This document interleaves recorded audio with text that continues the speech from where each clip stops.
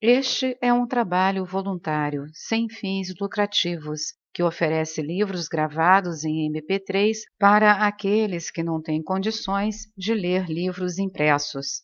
Para ouvir este e outros livros gratuitamente na íntegra, acesse nosso canal e leia as instruções na aba Sobre. Este livro foi gravado para o uso exclusivo da pessoa com deficiência visual, não podendo ser comercializado de acordo com a Lei nº 9.610, de 19 de fevereiro de 1998. A Arcádia era a região mais atrasada de toda a Grécia Antiga. Uma população de vida simples ocupava aquelas terras onduladas de montanhas, por isso mesmo pouco habitadas, e vivia quase exclusivamente do pastoreio.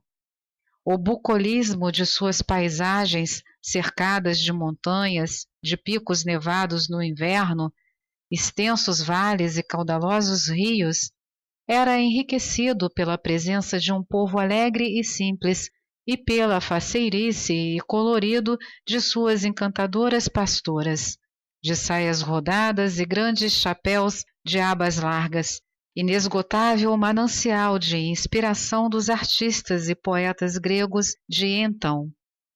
Era a Arcádia a única região de toda a Grécia a possuir o seu próprio deus, Pan, o deus da natureza, de chifres e cascos de bode.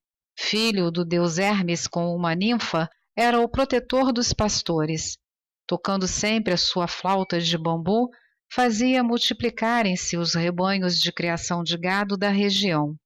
Longe dali, em outras terras de imensas pradarias, descansa Hércules despreocupadamente, em direto contato com a natureza, o que lhe traz enorme bem-estar. Após a realização de cada tarefa, é ensinado. O herói, o aspirante, o discípulo precisa descansar, repousar, meditar, refletir sobre os ensinamentos recebidos e experiências adquiridas na realização das tarefas anteriores. Necessita ir buscar na quietude de sua introspecção os elementos que o ajudarão no enfrentamento de futuras tarefas. Hércules espera, assim, o próximo chamado de Euristeu. A deusa Hera, lá da sua esplêndida morada, acompanha os passos do herói cá na terra. Com o vibrar de sua poderosa mente de deusa, projeta para Euristeu o próximo trabalho para ser realizado por Hércules. De repente, como se despertado de um sonho, suas reflexões, recebe Hércules um chamado de Euristeu. Desloca-se então para Micenas, apresenta-se em palácio ao rei. Fui informado que na região da Arcádia apareceu um gigantesco javali. Ele habita no alto da montanha do Erimanto. Dizem ser um monstro enorme. Está desvastando a floresta, derrubando as árvores em suas furiosas passagens e assustando, assombrando todos os habitantes da região. Eu quero que você vá lá e traga esse javali para mim, vivo, ordena Euristeu. Hércules não discute. Como sempre, curva-se humildemente perante Euristeu e retira-se de palácio. Vai cumprir a sua tarefa, realizar o seu quarto trabalho. Sai e vai meditar, vai refletir. Aquietando a mente, busca o discernimento para saber como agir. E pensa: primeiro Euristeu me manda matar o leão da Nemeia, que vivia escondido numa imensa e escura floresta. Depois me manda destruir a Hidra, do fétido pântano de Lerna. E eu matei os dois monstros. Agora quer que eu vá buscar esse gigantesco javali que apareceu na montanha do Erimanto, e quer que eu o traga vivo. Hércules, assim refletindo, meditando, pensando, vai usando o discernimento e lembra-se dos ensinamentos passados pelos deuses, seu eu superior, e conclui: não, Euristeu não deve estar bem informado sobre esse javali. Ele pode até existir e certamente existe, mas não deve ser monstruoso como dizem. Pode estar assombrando as pessoas simples da região, assustando talvez pelas suas dimensões, pela sua forma, pela sua maneira misteriosa como apareceu. Assim pensando, parte Hércules para a região do Erimanto, preparado, munido de todo o cuidado, disposto a não deixar passar despercebido qualquer possível indicação dos aspectos do gigantesco javali.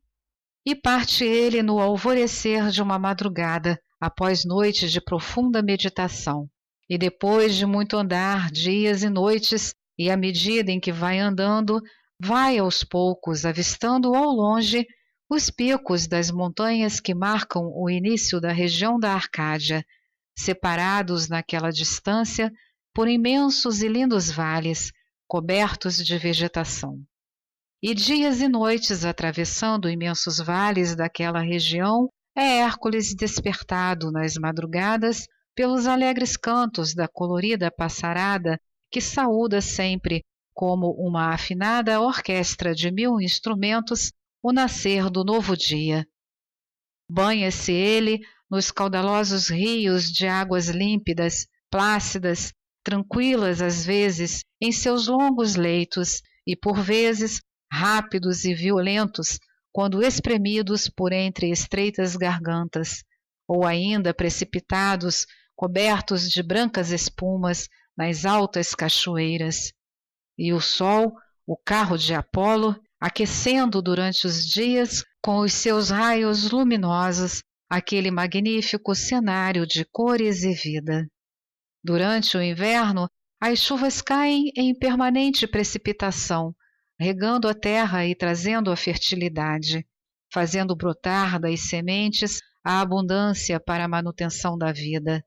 E às noites, ao contemplar solitário a magnitude do firmamento pontilhado por miríades de estrelas, diamantes cintilantes que formam o colar da criação, toma Hércules consciência de sua enorme pequenez, da insignificância do ser humano, perdido nesta deslumbrante imensidão cósmica, e na sua longa e solitária caminhada, meditando, pensando, refletindo, vai descobrindo em toda parte por onde vai passando a manifestação da presença de Deus através da sua criação. Percebe Hércules que Deus está em toda parte, nos cantos alegres ou melancólicos dos pássaros, nas montanhas, nos vales, nos rios de águas tranquilas, de torrentes violentas, ou nas altas cachoeiras, no brilho do sol, no cair das chuvas e da neve, no cintilar das estrelas, nas infinitas amplidões do firmamento, no sentimento de profundo amor universal que o ser humano possui, guardado no mais íntimo do seu coração. E assim pensando, meditando, chega Hércules ao sopé da montanha do Erimanto e inicia a subida na busca do javali. E os vestígios da presença do javali vão aumentando cada vez mais. Está Hércules já nas proximidades do topo da montanha quando se inicia o período das nevascas e ele espera a tempestade passar. Passada a tempestade, a brancura da neve cobre todo o cume da montanha. Hércules retoma então a subida e vê, na neve caída no chão, as pegadas do javali. Segue ele as pegadas na neve e, seguindo-as, chega às proximidades de uma gruta existente no cume da montanha. Hércules para em frente à gruta porque as pegadas não a adentram. Inicia-se o período do inverno e Hércules espera pacientemente em frente à gruta. As chuvas caem torrencialmente e descem pelas encostas da montanha, indo alimentar lá embaixo as torrentes dos caudalosos rios. Hércules continua pacientemente a esperar. Com o advento do inverno, chega o javali para hibernar lá dentro da gruta. Entra ali e dela não sai mais. Hércules espera, pacientemente o inverno passar, e passado o inverno, entra cauteloso na gruta e vê lá no fundo, num canto iluminado por uma réstia de sol que passa por uma fresta da gruta, o javali que ali dorme.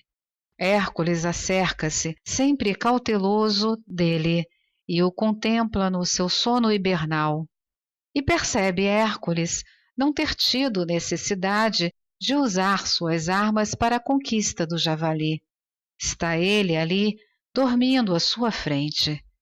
Aprendeu Hércules, naquele instante, que para se ter acesso aos símbolos sagrados, o ser humano não precisa munir-se de quaisquer tipos de armas. Precisa, sim, de cultuar um sentimento de sublime comunhão e equilíbrio com as manifestações divinas que se espalham por todos os recantos do universo. Do fluir das gigantescas galáxias nos confins do firmamento às minúsculas vidas unicelulares que se formam na Terra. Todos regidos pela lei do Tao, o princípio único, a magna carta do cosmos, de onde todas as demais leis são emanadas. E igual ao apóstolo Paulo no caminho de Damasco, envolvido por enorme sentimento de felicidade por haver descoberto o grande segredo da revelação divina, pensa num meio de conduzir o javali à presença de Euristeu para cumprir a sua tarefa. Depois de muito pensar, descobre finalmente um meio. Se eu suspender as duas patas dianteiras dele e deixar as outras duas no chão, poderei conduzi-lo como se fosse uma pessoa caminhando, ajudada por minhas duas mãos. Ele vai assim usando as duas patas traseiras e as minhas pernas como se fossem as suas duas patas dianteiras. Hércules levanta então as duas patas dianteiras do javali adormecido e assim o vai conduzindo pela mão vagarosamente para fora da gruta e vai descendo a montanha levando o javali suspenso pelas mãos, deixando-o agora nas marcas da neve a mistura das pegadas do javali com as suas. E andando assim aquele estranho par, chega à planície, onde Hércules é vítima das maiores zombarias, das maiores chacotas de quantos veem passar aquele homem musculoso, gigantesco nos seus 3 metros de altura, metido numa pele de leão, conduzindo de maneira tão estranha o enorme javali, que antes assombrava todo mundo, agora divertia todos, adormecido. Este homem é um louco, comentam uns. Onde já se viu uma coisa destas? Dizem outros. Os comentários e zombarias são generalizados, e Hércules, naquele caminhar, conduzindo pelas mãos um símbolo divino, vai sendo envolvido por um grande sentimento de bem-estar, de autoconfiança, movido por uma sensação de quem está andando no caminho certo. Recorda-se Hércules dos ensinamentos de Apolo no oráculo de Delfos. Homem, conhece-te a ti mesmo. E para isso ele não precisa de armas. Basta seguir as pegadas deixadas no seu coração pela brancura da neve e, subindo a montanha da fé, chegar à caverna onde está adormecido o javali. Conhecendo-se a si mesmo, conhece o homem a qualidade divina que existe dentro de si mesmo, que existe dentro dele. Lembra-se ainda do que lhe dissera o oráculo de Delfos e sente Hércules que ele não é apenas um ser isolado caminhando sozinho, um homem andando a esmo, solitário, mas que ele faz parte da unidade primordial, da grande fraternidade dos filhos de Deus e cuja centelha, incendindo por uma fresta aberta na caverna do seu coração, vai mostrar a presença divina que eterna ilumina a consciência dos seres humanos e os conduz no caminho de volta à morada do Pai. E Hércules, conduzindo cuidadosamente o javali pelas mãos, atravessa feliz as imensas planícies, ouvindo o canto dos pássaros nas madrugadas, o rumor das caudalosas correntes dos rios, o som das imensas cachoeiras, sentindo as chuvas que caem, o sol que brilha no céu, e às noites contempla extasiado o firmamento infinito, e sente que Deus, estando em toda parte, também está nele e com ele, e assim pensando, sente-se profundamente renascido. Chega a Micenas, apresenta-se em palácio com o javali e diz: trabalho realizado. Euristeu, morto de medo, corre e vai se esconder no vaso de bronze. Pede então a Hércules que leve o javali de volta para a montanha do Erimanto.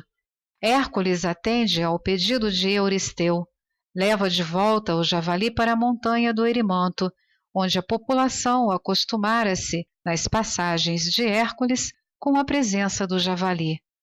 Familiarizara-se com ele vivendo no alto da montanha. Desapareceram os medos e assombros, e com eles os danos e estragos, as devastações, que antes todos imputavam ao javali do Erimanto. Esta é mais uma edição do canal Livros Falados Voz Humana. Que o bem, o bom e o belo se multipliquem em benefício das criaturas.